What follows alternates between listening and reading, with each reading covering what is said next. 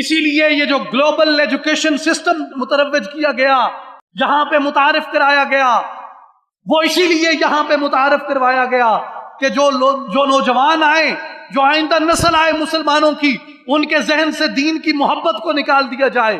ان کے ذہن سے دین کی الفت کو نکال دیا جائے، ان کے ذہن سے دین کے یہ بنیادی تصورات دھندلا دیے جائیں، اس لیے کہ اس سودی نظام کے خلاف، اس سرمایہ دارانہ نظام کے خلاف مسلمان کتاب و سنت کو اپناتے ہوئے کسی تحریک کا آغاز نہ کر سکیں۔ اور ہمارے نوجوان جب کالجز میں اور یونیورسٹیز میں جاتے ہیں، اپنے ایمان کی دولت اسی کالج اور یونیورسٹی کی کتابوں کے اندر چھوڑ کے آتے ہیں۔ وہ نظام جو انہیں لادین بنا دیتا ہے، وہ نظام جو انہیں سیکولر بنا دیتا ہے، وہ نظام جو انہیں دین سے دور کر دیتا ہے۔ اسی لیے اکبر الہ آبادی نے کہا تھا، ہم نے سوچا تھا کہ لائے گی تعلیم فراغ، کیا خبر تھی کہ چلا آئے گا الہاد بھی ساتھ۔ اقبال ہمیں بتاتے ہیں کہ ابلیس اپنے سیاسی فرزندوں کو خطاب کرتے ہوئے کہتا ہے، پہلے حرم سے ان کی روایات چھین لو، آہو کو مرغزار ختن سے نکال دو، یہ فاقہ کش جو موت سے ڈرتا نہیں ذرا، روح محمد اس کے بدن سے نکال دو۔ یہاں ایک بڑی تعداد نوجوان ساتھیوں اور نوجوان بھائیوں کی بیٹھی ہے۔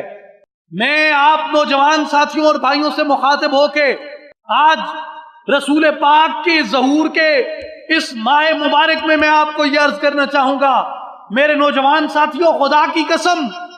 ہم اس دین سے تعلق رکھتے ہیں، اس مذہب سے تعلق رکھتے ہیں، اس دھرتی سے تعلق رکھتے ہیں، اس روایت سے تعلق رکھتے ہیں کہ ہمارے بزرگوں نے، ہمارے آباء و اجداد نے، ہمارے اسلاف نے، انہوں نے اپنا سب کچھ اسی دین کے اوپر قربان کیا، اپنی عزت، اپنا ناموس، اپنی دولت، اپنے باپ دادا کی ہڈیاں اور قبریں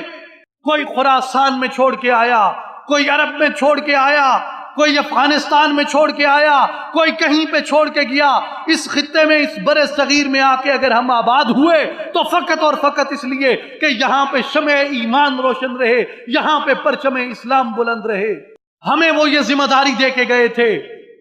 کہ اللہ کے اس دین کی حفاظت تمہارے ذمے ہے،